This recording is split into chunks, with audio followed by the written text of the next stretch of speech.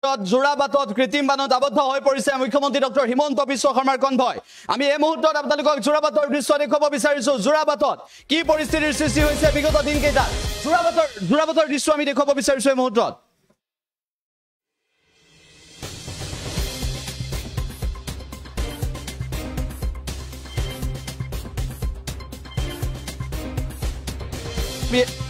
যোৰাবাটত কি পৰিস্থিতিৰ সৃষ্টি হৈছে সেই দৃশ্য আমি আপোনালোকক এই মুহূৰ্তত দেখুৱাইছো। যোৰাবাটত বিগত দিনকেইটাত এনেকুৱা পৰিস্থিতি আৰু তাৰ পিছত সোমবাৰৰ পৰা আজিৰ দিনটোলৈকে কেনেকুৱা পৰিস্থিতি যোৰাবাটত সেয়া আমি আপোনালোকক দেখুৱাবলৈ চেষ্টা কৰিছো।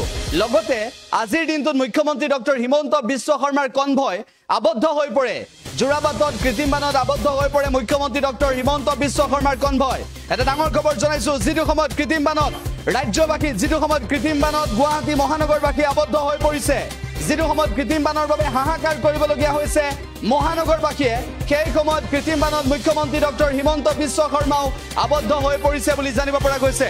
আমি সবিশেষ তথ্য আপোনালোকক এই মুহূৰ্তত জনাবলৈ চেষ্টা কৰিছো। নতুন দৃশ্য আহি পৰিছে, সেয়াও আমি আপোনালোকক দেখুৱাবলৈ চেষ্টা কৰিম। প্ৰতিটো মুহূৰ্তৰ তথ্য আমি আপোনালোকক জনাবলৈ চেষ্টা কৰিছো যে কৃত্ৰিম বানত আবদ্ধ হৈ পৰিছে মহানগৰবাসী, আৰু মহানগৰবাসী কৃত্ৰিম বানত আবদ্ধ হৈ পৰাৰ সময়তে এজাক বৰষুণ দিলে হাহাকাৰ পৰিস্থিতিৰ সৃষ্টি হোৱাৰ সময়ত গুৱাহাটী মহানগৰীত এবাৰ কি পৰিস্থিতিৰ সূচনা হৈছে সেই দৃশ্য আমি আপোনালোকক পুনৰবাৰ দেখুৱাব বিচাৰিম। উল্লেখ যে মহানগৰীত এবাৰ যোৰাবাটত কৃত্ৰিম বানত মুখ্যমন্ত্ৰী ডক্টৰ হিমন্ত বিশ্ব শৰ্মা আবদ্ধ হৈ পৰাৰ পিছত, মুখ্যমন্ত্ৰীগৰাকী আবদ্ধ হৈ পৰাৰ পিছত কেনেদৰে কি প্ৰতিক্ৰিয়া হয় সেয়াও গুৰুত্বপূৰ্ণ হ'ব, কিয়নো এজাক বৰষুণতে মহানগৰৰ বিস্তীৰ্ণ অঞ্চল পানীৰ তলত ডুব যায়।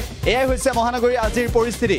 আমি সবিশেষ আপোনালোকক জনাবলৈ চেষ্টা কৰিছো যে কৃত্ৰিম বানত আবদ্ধ হৈ পৰিছে মহানগৰবাসী, আৰু একেটা সময়তে যোৰাবাটত কি পৰিস্থিতিৰ সূচনা হৈছে সেয়াও আমি আপোনালোকক জনাবলৈ চেষ্টা কৰিছো। যোৰাবাটত কৃত্ৰিম বানত ইতিমধ্যে আবদ্ধ হৈ পৰিছে বিভিন্নজন, আৰু তাৰ মাজতে মুখ্যমন্ত্ৰী ডক্টৰ হিমন্ত বিশ্ব শৰ্মাৰ কনভয় আবদ্ধ হৈ পৰাৰ খবৰ আহি পৰিছিল যে তীব্ৰ যান-জঁটৰ সৃষ্টি হৈছিল। তীব্ৰ যান-জঁটৰ মাজত আবদ্ধ হৈ পৰিছিল মুখ্যমন্ত্ৰী ডক্টৰ হিমন্ত বিশ্ব শৰ্মাৰ কনভয়। আৰু উল্লেখ্য বিষয়টো হৈছে যে যিটো সময়ত কৃত্ৰিম মানে মহানগৰবাসীক জ্বলা-কলা খুৱাইছে, সেই সময়ছোৱাত যিটো সময়ত কৃত্ৰিম মানে মহানগৰবাসীক জ্বলা-কলা খুৱাইছে, সেই সময়ত আমি আপোনালোকক এই মুহূৰ্তত জনাব বিচাৰিছো যে গুৱাহাটী মহানগৰীত আজি কি পৰিস্থিতি গুৱাহাটী মহানগৰীত। আজিৰ দৃশ্য আমি আপোনালোকক এই মুহূৰ্তত দেখুৱাইছো। এয়া হৈছে এই মুহূৰ্তৰ দৃশ্য। গুৱাহাটী মহানগৰীত কৃত্ৰিম বানৰ বাবে কি পৰিস্থিতিৰ সৃষ্টি হৈছে, কৃত্ৰিম বানৰ বাবে গুৱাহাটী মহানগৰীত কেনেকুৱা পৰিস্থিতি, কৃত্ৰিম বানৰ পিছত গুৱাহাটী মহানগৰীত কি পৰিস্থিতি, যোৰাবাটত কি ভয়ংকৰ অৱস্থাৰ সৃষ্টি হৈছে সেই দৃশ্য এই মুহূৰ্তত দেখুৱাইছো। মুখ্যমন্ত্ৰী ডক্টৰ হিমন্ত বিশ্ব শৰ্মাৰ কনভয় দীৰ্ঘ সময়ৰ বাবে আবদ্ধ হৈ পৰিছিল। মুখ্যমন্ত্ৰী ডক্টৰ হিমন্ত বিশ্ব শৰ্মাৰ কনভয় আবদ্ধ হৈ পৰিছিল যোৰাবাটত। আজিৰ দৃশ্য দেখুৱাইছো, তীব্ৰ যান-জঁট। উল্লেখ্য যে মেঘালয়ৰ পৰা নামি অহা পানীয়ে বুঢ়াই পেলাইছে নেকি বিস্তীৰ্ণ অঞ্চল। খানাপাৰাৰ পৰা ইতিমধ্যে হাহাকাৰ অৱস্থা, তীব্ৰ যান-জঁটৰ সূচনা হৈছে। একেটা সময়তে আমি আপোনালোকক জনাবলৈ চেষ্টা কৰিছো মুখ্যমন্ত্ৰী ডক্টৰ হিমন্ত বিশ্ব শৰ্মাৰ কনভয় কিছু সময় পূৰ্বে আবদ্ধ হৈ পৰিছিল, আৰু তাৰ পিছত মুখ্যমন্ত্ৰী ডক্টৰ হিমন্ত বিশ্ব শৰ্মাৰ কনভয় সেই স্থানৰ পৰা যদিও আঁতৰি আহিছে মহানগৰীৰ কৃত্ৰিম বানত, অৱশেষত ৰাজ্যৰ মুখ্যমন্ত্ৰীগৰাকীও কিছু সময়ৰ বাবে আবদ্ধ হৈ পৰিছিল।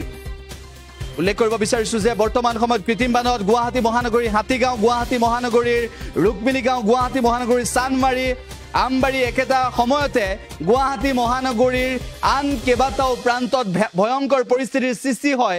অনুৰাধাত কেনেকুৱা পৰিস্থিতিৰ সৃষ্টি হয়, গণেশগুৰিত কি পৰিস্থিতিৰ সূচনা হয়, জু-ৰোডত কেনেকুৱা ধৰণৰ পৰিস্থিতিৰ উদ্ভৱ হয়, চানমাৰীত কেনেকুৱা পৰিস্থিতি। একেটা সময়তে আমি উল্লেখ কৰিব বিচাৰিছো যে গুৱাহাটী মহানগৰীৰ যদি ফটাশিল আমবাৰীলৈ যায় তাত কেনেকুৱা পৰিস্থিতি, আৰু যোৰাবাটত মেঘালয়ৰ পৰা নামি অহা পানীয়ে কি পৰিস্থিতিৰ সূচনা কৰে। আজি মুখ্যমন্ত্ৰী ডক্টৰ হিমন্ত বিশ্ব শৰ্মা তীব্ৰ যান-জঁটৰ সন্মুখীন হ'বলগীয়া হ'ল। মুখ্যমন্ত্ৰী ডক্টৰ হিমন্ত বিশ্ব শৰ্মাৰ কনভয় দীৰ্ঘ সময়ৰ বাবে আবদ্ধ হ'বলগীয়া হ'ল। কৃত্ৰিম বানত মহানগৰবাসী বিপৰ্যস্ত হোৱাৰ সময়ত মুখ্যমন্ত্ৰী ডক্টৰ হিমন্ত বিশ্ব শৰ্মাৰ কনভয় মেঘালয়ৰ পৰা নামি অহা পানীয়ে তীব্ৰ যান-জঁটৰ সৃষ্টি কৰাৰ সময়ত আবদ্ধ হৈ পৰা এই ঘটনাটোক লৈ আপুনি কি ক'ব বিচাৰিব। উল্লেখ্য যে মুখ্যমন্ত্ৰী ডক্টৰ হিমন্ত বিশ্ব শৰ্মা এনেদৰে তীব্ৰ যান-জঁটত আবদ্ধ হৈ পৰাৰ পিছত আপোনাৰ মন্তব্য কি হ'ব, আৰু একেটা সময়তে আমি আপোনালোকক জনাব বিচাৰিছো যে মুখ্যমন্ত্ৰী ডক্টৰ হিমন্ত বিশ্ব শৰ্মাৰ কনভয় আবদ্ধ হৈ পৰিছিল দীৰ্ঘ সময় ধৰি। মুখ্যমন্ত্ৰীগৰাকীৰ কনভয় আবদ্ধ হৈ পৰিছিল। কেৱল সিমানেই নহয়, মুখ্যমন্ত্ৰী ডক্টৰ হিমন্ত বিশ্ব শৰ্মা যোৰাবাটৰ সেই কৃত্ৰিম বানত কিছু সময়ৰ বাবে আবদ্ধ হৈ পৰিছিল, আৰু ৰাজ্যত পূৰ্বতে এনেকুৱা ঘটনা সংঘটিত হোৱা নাই, কিয়নো এনেদৰে মুখ্যমন্ত্ৰীগৰাকী কৃত্ৰিম বানৰ বাবে কিছু সময় ধৰি ধৰি স্তব্ধ হ'বলগীয়া হ'ল যেটো সময়ত 6 ঘণ্টা 7 ঘণ্টা সময় ৰাজপথত সময় কটাবলগীয়া হৈছিল মহানগৰবাসীয়ে সোমবাৰৰ দিনটো তাৰ পৰিস্থিতিৰ পৰৱৰ্তী সময়ত গুৱাহাটী মহানগৰীত আকৌ কেনেকুৱা পৰিস্থিতিৰ সূচনা ঘটিলে আৰু গুৱাহাটী মহানগৰীত সৃষ্টি হোৱা ভয়ংকৰ পৰিস্থিতিবোৰৰ পিছত গুৱাহাটী মহানগৰীত সৃষ্টি হোৱা এনে ধৰণৰ অভাৱনীয় পৰিস্থিতিৰ পিছত জোৰাবাটৰ আজিৰ এই ঘটনাৰ পৰৱৰ্তী সময়ত মুখ্যমন্ত্ৰী ডক্টৰ হিমন্ত বিশ্ব শৰ্মাৰ বক্তব্য কেনেকুৱা হ'ব সেয়াও হ'ব গুৰুত্বপূৰ্ণ আৰু একেটা সময়তে আমি উল্লেখ কৰিব বিচাৰিছোঁ যে কৃত্ৰিম বানত ইতিমধ্যে মহানগৰবাসীৰ জীৱন এক প্ৰকাৰ বিপৰ্যস্ত হৈ পৰিছে আৰু আজি মুখ্যমন্ত্ৰীগৰাকীও এক প্ৰকাৰ জ্বলাকলা খাবলগীয়া হৈছে কৃত্ৰিম বানৰ বাবে